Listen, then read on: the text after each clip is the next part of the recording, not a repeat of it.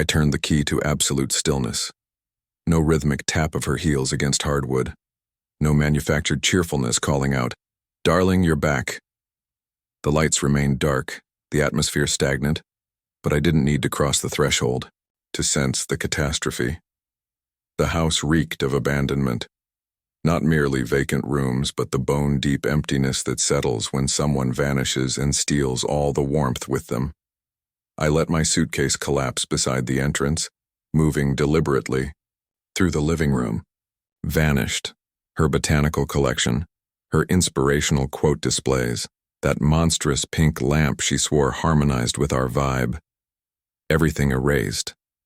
I reached the bedroom, and reality struck like a sledgehammer. The closet stood stripped naked, nothing remaining but a few barren hangers dangling like skeletal remains. No footwear, no cosmetic chaos. Her side of the bed appeared untouched for days. Then my phone vibrated. One brutal message. Found someone more accomplished. Moved out. Don't contact me. That was everything. No signature, no attempt at justification. No crocodile tears, just a digital dismissal from the woman I'd pledged my life to. I didn't scream, didn't demolish a wall, didn't even collapse. I stood there in the space that once housed our aspirations and conflicts and lazy Sunday mornings, staring through the window into the darkness. And I smiled because if she imagined, that message would shatter me. She'd clearly forgotten the man she'd married. I contacted my attorney. No hesitation, no hysteria, just surgical precision. I demanded paperwork filed by dawn. I wanted accounts locked and assets safeguarded. If she craved an exit, she'd leave with exactly what she'd brought. Absolutely nothing. 48 hours elapsed. Then it commenced. The desperate calls, the pleading voicemails, the convenient mistake text. "Can we discuss this?" I think I acted rashly. I didn't realize he'd be this way. It required exactly 2 days for her to understand she'd abandoned everything except her arrogance. But I wasn't the same man she'd deserted, and this story doesn't start with her departure. No, that was merely the opening gambit. It begins with me returning to a frigid house and deciding to incinerate every fantasy she'd ever constructed. You want betrayal? You want pandemonium?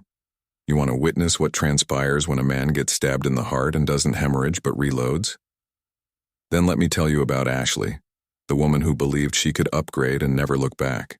Let me describe what she did, who she did it with, and what happened when I ensured the fall she took was permanent. This isn't about heartbreak. This is about warfare. You don't simply wake up one day knowing your wife is betraying you with another man. It infiltrates quietly, like decay behind the walls, until everything appears pristine on the surface, but you can detect that something's rotten. Ashley had transformed weeks before she vanished. The warning signs were glaring, but I was too consumed with shuttling between conferences, analyzing numbers, ensuring our lifestyle was funded and luxurious. She stopped inquiring about my day, started securing her phone. I'd enter the room, and her screen would go black like it owed her allegiance. She'd always despised the gym, too perspiration-inducing. But suddenly she had a personal trainer named Chase. Yeah, no warning signal there. She claimed she was reclaiming her confidence. I didn't question it initially. I was simply relieved she had that spark again. Then came the nights she'd crash at Monica's because they'd consumed too much wine. Or that evening I called her at 10 p.m. and she didn't answer until 3 in the morning. She said her phone had died.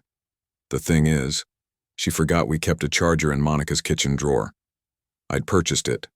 Still, I granted her the benefit of the doubt. Perhaps I didn't want to accept it. Perhaps I just wanted to reach our anniversary, without another confrontation. Then came the receipt. I was booking my return flight from New York and accessed our shared email to verify hotel reservations. There it was. An Uber receipt, not from our address, not even from Monica's. A $47 ride from a penthouse apartment downtown. The timestamp, 6:02 a.m. That's not a wine night, that's a walk of shame. I screenshotted it, not because I needed evidence. I already knew. But I wanted a reminder, something to anchor me when emotions would surge later. I didn't confront her, not then. Instead, I returned home 2 days early. I landed, summoned a car, and wheeled my luggage through our front door, expecting rage, expecting betrayal still warm in the sheets. But the house was lifeless.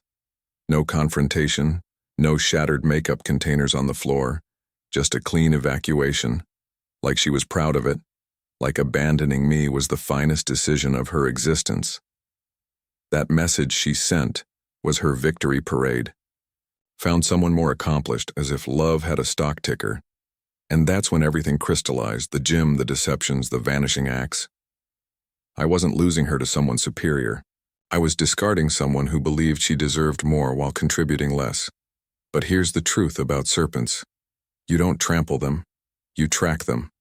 And I was about to trace every lie, every late night, every Monica, until I had enough. To not just walk away, but obliterate. I didn't call her, didn't text, didn't even respond to the message she sent. Found someone more accomplished.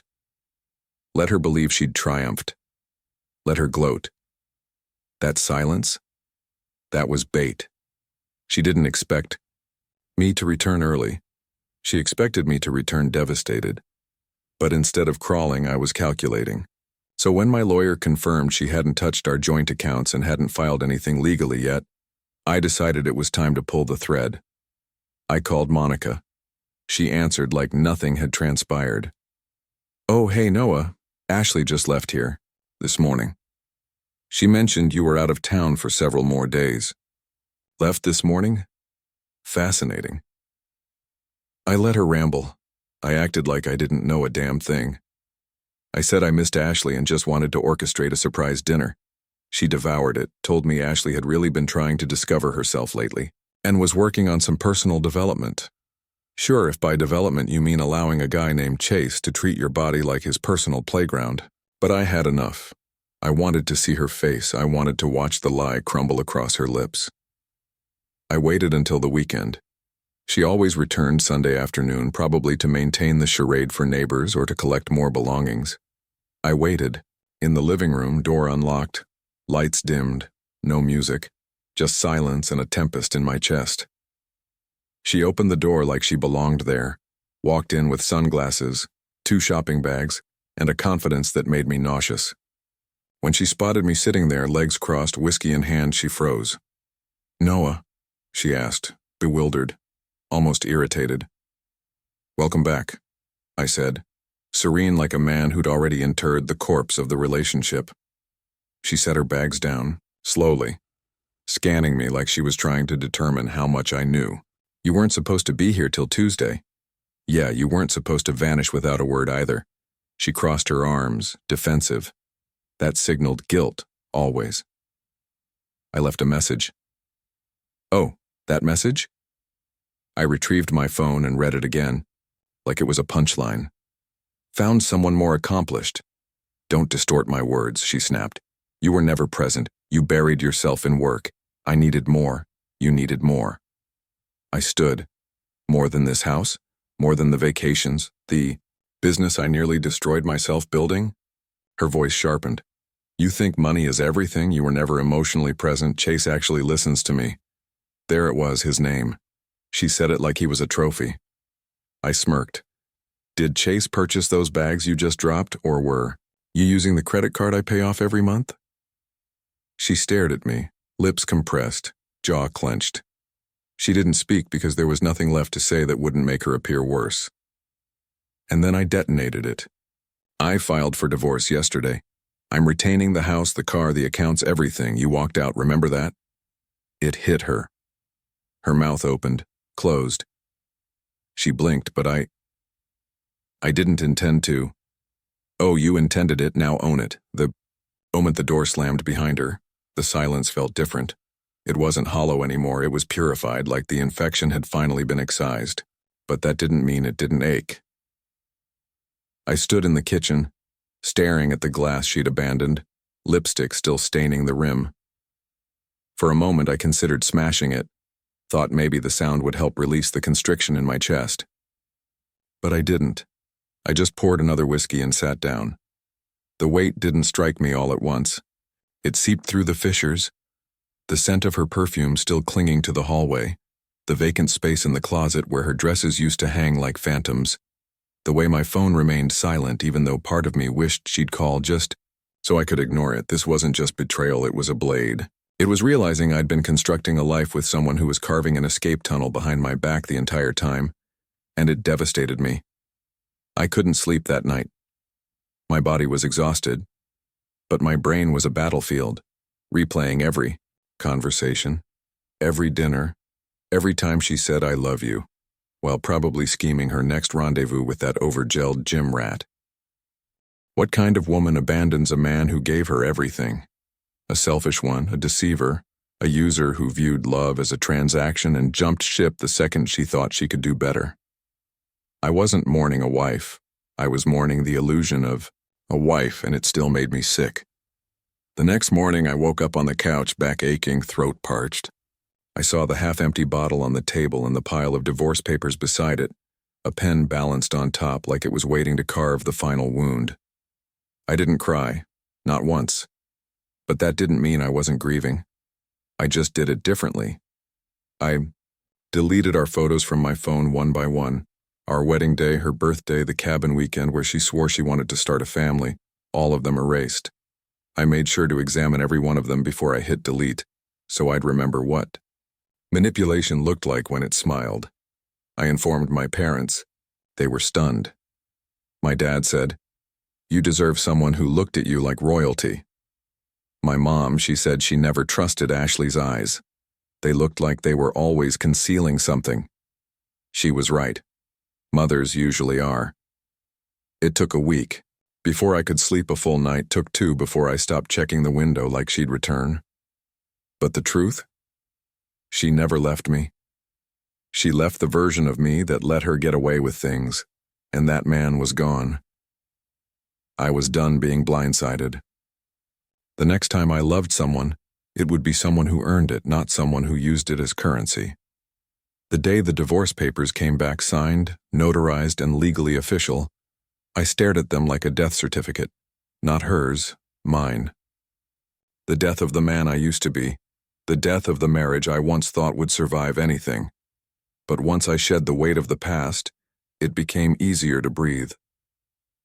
The following days were cold and mechanical. I divided assets the way a surgeon removes dead tissue. No emotion, just logic. She fought for the car. I let her have it because I had already ordered a superior one. She wanted her jewelry? Fine. Every necklace she wore while deceiving me was garbage anyway. The only thing I refused to negotiate on was the house. That was mine. I built it, funded every inch of it, and I wanted her to remember that every time she drove past it and realized she had to start from zero. I also severed ties with her entire circle. The fake friends, the brunch buddies who smiled to my face while probably covering for her behind the scenes. I didn't need people who watched me get betrayed and stayed silent. Monica tried calling twice, left voicemails saying she didn't want to be in the middle of anything. I blocked her. And Chase? Oh, I did my homework. Turns out he wasn't some accomplished businessman like she'd hinted. He was a gym trainer with a reputation for bouncing from one wealthy woman to another like a parasite with muscles. I smiled when I discovered he was living in a one-bedroom apartment downtown, probably expecting Ashley to pay his rent with the money she thought she'd get in the divorce. The joke was on both of them, but even with everything handled, I wasn't rushing into some healing retreat or spiritual cleanse. I focused on rebuilding, but not out of pain, out of clarity. I upgraded the house. New paint, new furniture, new energy. I didn't want a single trace of her taste left behind. The bedroom got a complete makeover. Different bed, different sheets, different everything. I even burned the mattress. Dramatic? Maybe. Satisfying? Absolutely. Work flourished. The fire in me transformed into focus. I made sharper deals and took bolder risks. My staff said I seemed more alive. That's the thing about heartbreak. If it doesn't kill you, it sharpens you into something dangerous. As for dating again, I wasn't in a rush, but I started going out again. Not to rebound, just to remember who I was before she made me forget. For the first time in years, I looked in the mirror and saw a man standing tall. not a husband bending over backwards for someone who never deserved him. Ashley left thinking she'd upgraded, but all she did was liberate me. It started with a photograph. A mutual friend, one of the few I didn't cut off, sent me a screenshot from Ashley's Instagram story. There she was, sitting on the edge of a rooftop pool, holding a mimosa and wearing that fake, strained smile she always used when pretending things were better than they were. The caption read, "Soft life unlocked, hair done, natural light." What a joke. I didn't respond. I didn't even let it bother me. But something in my gut told me it was all surface. That manufactured world of hers wasn't built on love or success. It was built on lies and shallow validation, and cracks were starting to show. A week later, the same friend texted again, "Bro, Chase got fired." Apparently, our dear Mr. Protein Powder had a little habit of flirting with the wives of his clients. One of those husbands didn't find it amusing and happened to be on the board of the gym. Boom. Terminated just like that.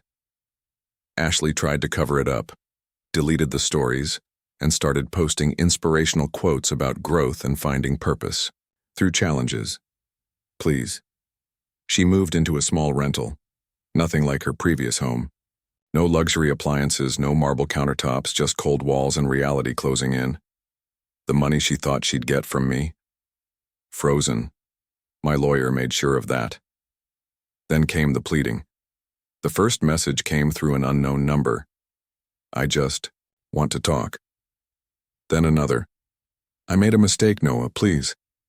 I didn't reply, not because I didn't want to, but because I knew she needed silence more than insults. Silence suffocates, it forces people to hear themselves. A few days later, I bumped into her at the grocery store of all places. She wasn't wearing designer clothes anymore, just a hoodie, leggings, and no makeup, hair tied up. She looked tired, not physically soul tired. She froze when she saw me. "Noah?" I gave her a brief nod and pushed my cart past hers. I had nothing to say, but she wasn't finished. I didn't know Chase would turn out like this. I thought I needed something different. Turned around, calm and steady. "You didn't want different, you wanted easy. And when it got hard, you ran." Tears welled up, but I didn't trust them. Ashley could cry on command when it suited her. "I thought you'd fight for me," she whispered. I leaned in just enough so only she could hear. "I did. Every day for years. You just never noticed." And then I walked away, leaving her in aisle 7 standing next to discounted cereal and all the choices she wished she could undo. Her new world wasn't gold. It was tin foil, and the storm she thought she escaped was just postponed. I never raised. My voice never screamed, never sent one of those long, furious texts you write at 2 a.m. and regret by sunrise. No, my revenge was quieter than that. It was letting her watch me flourish while she unraveled in slow motion. After that grocery store encounter, I didn't hear from Ashley for a while. Maybe she thought our little aisle conversation was closure, or maybe she was still clinging to Chase, trying to salvage whatever crumbling fantasy she'd bought into. But it didn't matter. I was done playing defense. I started appearing, not to her, but to life. I hit the gym harder than ever, got leaner, stronger, sharper. It wasn't about looking better. It was about feeling like myself again. Every drop of sweat was another lie she told me leaving my system. And the business. I expanded, landing 2 major clients I'd been pursuing for years. Funny thing is, one of them used to work with a company Chase applied to. I didn't even need to sabotage his opportunities. He did that himself by being exactly what he was, a parasite. The invitations started flowing in. Parties, dinners, events. I wasn't just attending, I was headlining. I walked into rooms I used to dream of entering, now shaking hands with people Ashley would have sold her soul to impress. One night I brought a woman named Brooke to a fundraiser gala. Intelligent, elegant, the kind of presence that doesn't need to try to dominate a room, she just does. We didn't post pictures, I wasn't flaunting. But people talk, and somehow Ashley found out.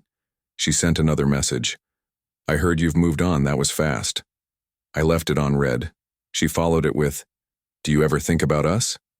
I did, but not in the way she hoped. I thought about the man I used to be, the one who excused red flags because he believed in potential more than patterns, the one who confused manipulation for passion. That man died when I found my closet empty. I didn't need to slash her tires or expose her on social media. That's not power. That's noise. Power is walking through life like she never existed. Power is when your success is so loud, your silence becomes punishment. I heard Chase left her. She posted a story one night. Just a black screen with a crying emoji, the kind of digital whimper people use when they want attention. I didn't flinch. She wanted a man who made her feel important for 5 minutes. She lost the one who would have built her an empire in 5 years. And now the empire was mine. Alone. It's strange how betrayal sharpens your vision. Looking back, I don't even recognize the man I used to be. That version of me, the one who stayed up late worrying if she was okay. The one who made excuses for the cold looks, the skipped dinners, the sudden silences. He was dying long before she ever left. Ashley didn't break me. She revealed me. She exposed the cracks I had covered in patience, the blind spots I called loyalty, the wounds I ignored because I thought love meant endurance, even when it bled. Now I live differently. Mornings are quiet, peaceful. I wake up to the sound of nothing. No arguments, no tension, no second-guessing my worth. Just sunlight through clean windows, black coffee, and a day that belongs entirely to me. Sometimes, I think about what would have happened if I hadn't come home early. If I hadn't seen the empty closet, if I hadn't read that text, maybe I would have still been pretending, still smiling in public and dying in private, still married to a stranger wearing the face of someone I once loved. But I did come home, and I did see the truth.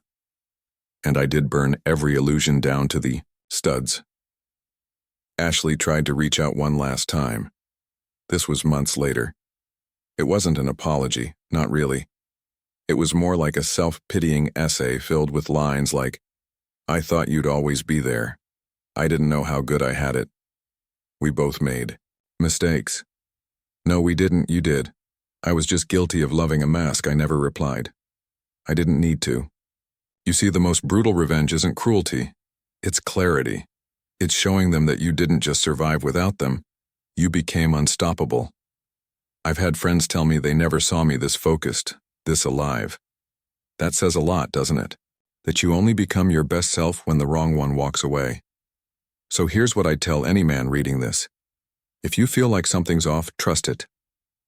If she starts pulling away, starts locking her phone, starts blaming you for everything while giving you nothing, don't beg, don't chase. Watch, wait, collect data, and when the mask falls, don't scream, don't cry, don't shatter.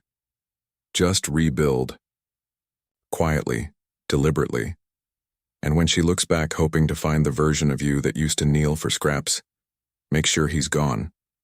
Because the truth is she didn't leave you. She freed you. Let her go, and then become the man she never had the courage to deserve.